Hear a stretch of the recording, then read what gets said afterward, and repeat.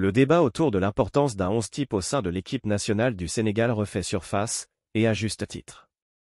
Moussa a défendu une approche flexible, affirmant que chaque match exige une analyse spécifique et une adaptation en fonction de l'adversaire. Cependant, cette perspective, bien qu'intéressante, pourrait mener à des erreurs stratégiques si elle est mal appliquée à long terme, comme on l'a vu avec l'ère d'Aliou Cissé. L'exemple de l'Espagne à l'Euro est souvent cité pour illustrer l'importance d'un 11 type. Pendant toute la compétition, l'équipe espagnole a gardé une constance remarquable dans ses choix de départ, ce qui a permis de construire une identité de jeu forte et d'offrir une stabilité collective. Les joueurs savaient parfaitement leur rôle et comment interagir sur le terrain, un atout fondamental pour prétendre au titre. Le Sénégal, avec la richesse de son effectif, doit imposer son style de jeu et ne pas se laisser dicter par les stratégies de ses adversaires. C'est aux autres de s'adapter à la puissance des lions, pas l'inverse. Le fait de modifier constamment la composition empêche l'équipe de trouver des automatismes et de développer une cohésion indispensable à long terme.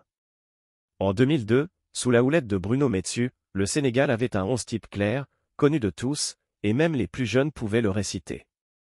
Ce groupe bien rodé a marqué l'histoire en atteignant les quarts de finale de la Coupe du Monde, et cela grâce à la constance dans les choix du sélectionneur.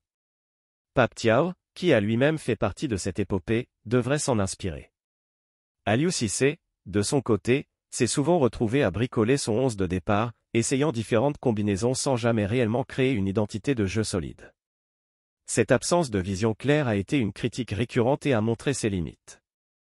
Si Pape Thiaw veut réussir à la tête de cette équipe, il devra rapidement établir un 11 de base, autour duquel il pourra éventuellement ajuster en fonction des blessures ou des suspensions, mais pas pour chaque match.